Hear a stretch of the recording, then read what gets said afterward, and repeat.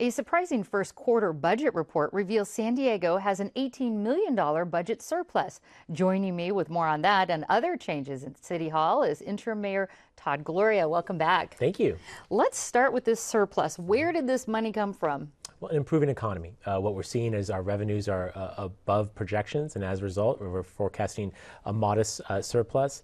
I'm probably going to need every one of those dollars for next year's budget, but nevertheless, it's a good sign for a rebounding economy. Well, that leads me to the next question, which is, can we spend that money now? And if so, what's the process for that? I'm not recommending that to the City Council. I think that when we look at our forecast, we're guessing about a $19 million deficit next year. So if we take this additional dollars, put it toward next year, means that we'll have a budget next year that shouldn't have any cuts, and that would be a good thing.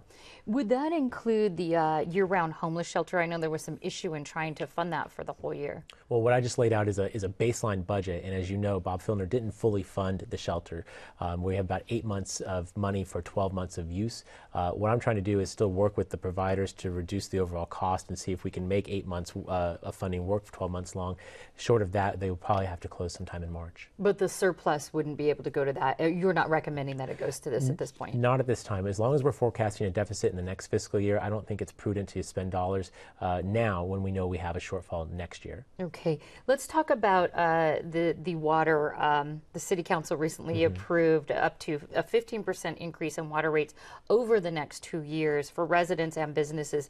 But other cities have been able to keep their increases at a minimum for families because they've sort of added more to the commercial users to pay. That was an option, but you didn't support that option. Well, what the City Council has done is two things. One is that we held rates steady for the last 2 years. We have absorbed the additional cost of water within the city's budget because we were trying to work with families during a difficult economy. We can no longer continue to do this, and so we have to pass on those costs that are being charged to us, to ratepayers.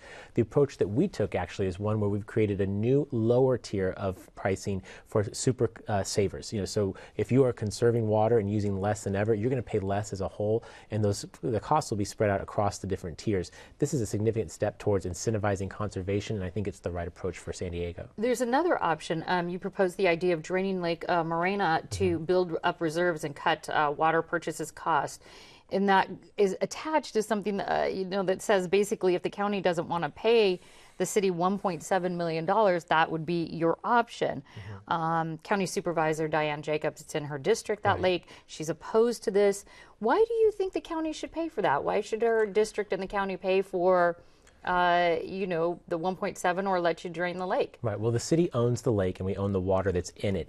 And the amount of that water is factored into our water budget. So the increase that we just passed on is assuming that we have that local source of water.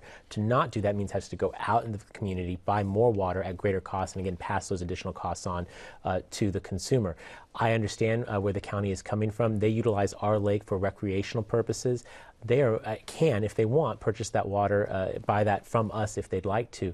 But as someone who is trying to respect ratepayers and dealing with a budget deficit for next year, I didn't think that we could take that $5 million and assume it within the city's budget or ask ratepayers to pay more for it. And I don't know if you can explain this in layman's terms, but when you're talking about draining the lake, you're not talking about taking it down to the mud. Not at all. No, we're taking it down several feet. It's going to be significant, but it does not mean that the lake will be empty. It may impact some recreational uses that are out there. And again, it's one of those sort of hierarchy of needs. I think people need their water. It's necessary for life, and that has to come, unfortunately, in this situation, at the expense of recreation. But what San Diegans need to know is that not do this is going to cost them $5 million, and that's $5 million I think they want to keep in their pockets rather than to give to the city.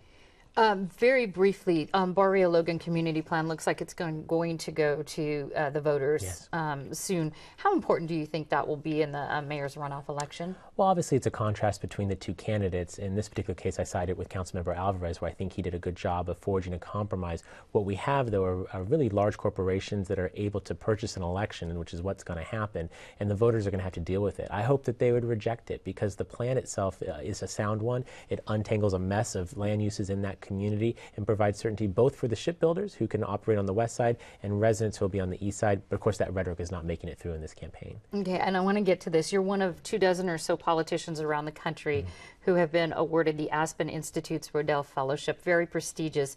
What do you hope to gain from that experience? Well, I'm going to be talking to elected leaders from across the community, across the nation. I want to bring back some of their good ideas and see if we can make them work here in San Diego. I don't think we have the monopoly on good ideas. I also think that we have some good ideas I can share with them. It'll be a nice exchange and an opportunity to make some new friends in other communities. Well, congratulations on Thank you. that. Interim Mayor Todd Gloria, thank you very much. Thanks, Peggy.